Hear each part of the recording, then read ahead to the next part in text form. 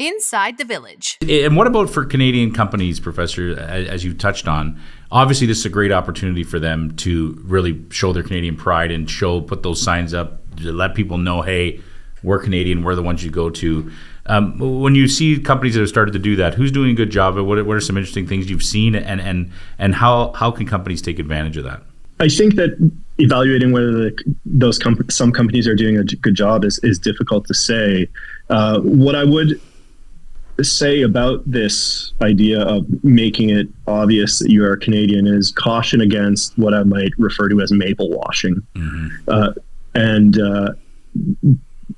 I think that when it comes to this type of impression management or this type of marketing tactic, ultimately authenticity is going to be a huge factor that allows a company to be successful or potentially risk significant reputational damage if it's found that they are not sort of as Canadian as they are claiming.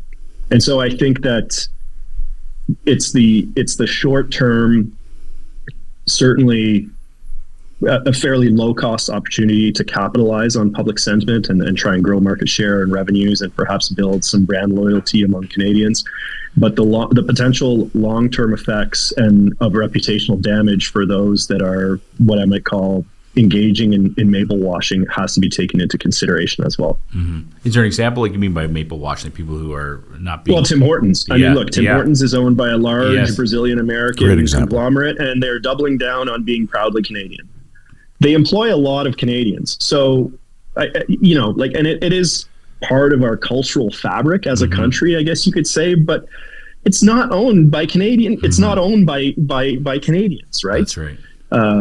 So that would be one that sort of comes top of mind right now. McDonald's, I think, has taken advantage, and but I think they're being a bit more transparent about which parts of their operations are Canadian, right? And so they're saying we commit to buying from, our ingredients from Canadian farmers.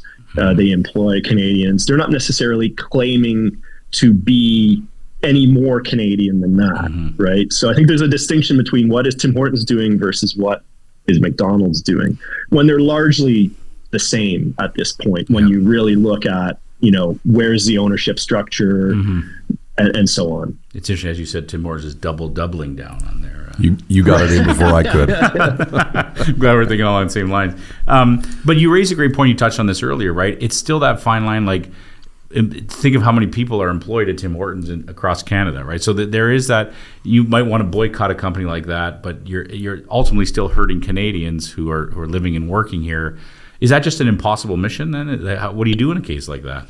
I don't think there's a clear answer. I think it's just much like people are taking extra time to research which products are Canadian and not, then maybe taking that extra time to really just think critically about like the scope and the scale of which companies you're boycotting, and hurting Canadian workers, even if they're employed by large American companies, I think is counterproductive. So I would say not blindly participating in Buy Canadian. If you're committed to being in the Buy Canadian movement, then taking a little bit of extra time to really sort of lay out a plan for what your scope of participation looks like within the movement, I think would be a good step.